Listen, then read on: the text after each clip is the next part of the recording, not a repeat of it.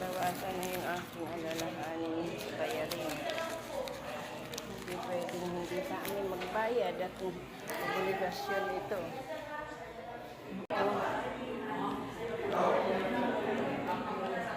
First quarter ang bayaran. Tuwing first quarter kami nagbabayad.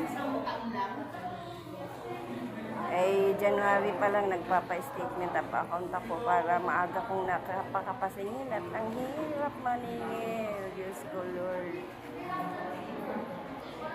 Ako kasi ang naatasan na maningil sa mga 4 kaming ito. Palabas na ako. Thank you Lord. Walang pila.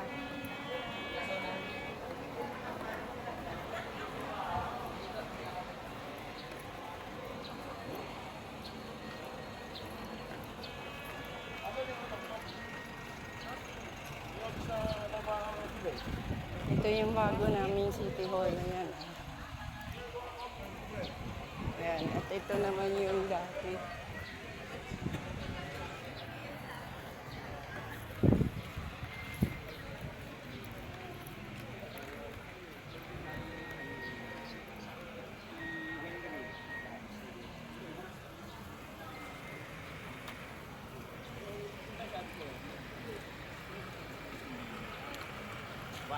Saan punta?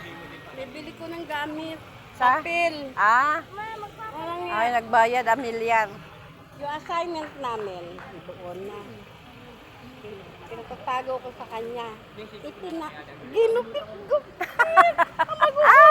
Mag-uulit tuloy kami mula A to K. Nababa nun. Punog-punog. A, B, C, D, E, F, J, H, I, J, K. Tamad pa naman magsulat. Pero mo yung isang niya. Mama ka sa atrasan. Yung isang papel, 3-4. Ilang lehi. 4. Ding 3 layer yun. Tamad Ang pa puta. naman magsulat. Saan bibili? Doon, bibili na rin kami ng kapitulat. Sige.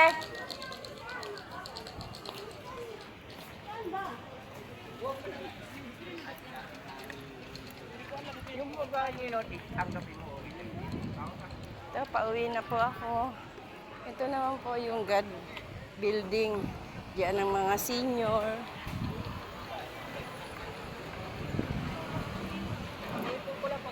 Ayan. Ito namang pwestong ito. Tuwing Friday hanggang Linggo, meron ditong kung tawagin kadiwa. Maraming mga vendors, iba't ibang mga farmers. Ayan, tinitinda nila dyan. Mas mura kaysa sa palengke. May saging, sari-sari, gulay, prutas. Ito naman ang plaza. Ito naman yung plaza ng Antipolo. Ayan, hindi lang umaandar ang fountain. May oras kasi yung under ng fountain. Ito na ang simbahan. Nandito na ako sa may simbahan. Tabi lang ng plaza. Naghatid na apo, nagbayad na 1 milyar.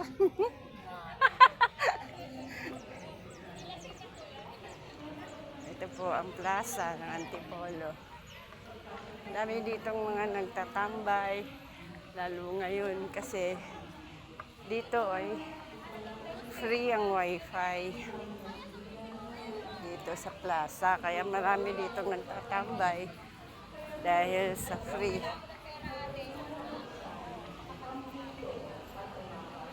Ito po, simbahan. Hindi na po ako dadaan kasi kahapon naman nakapagsimba na ako. Sa sign of cross na lang ako.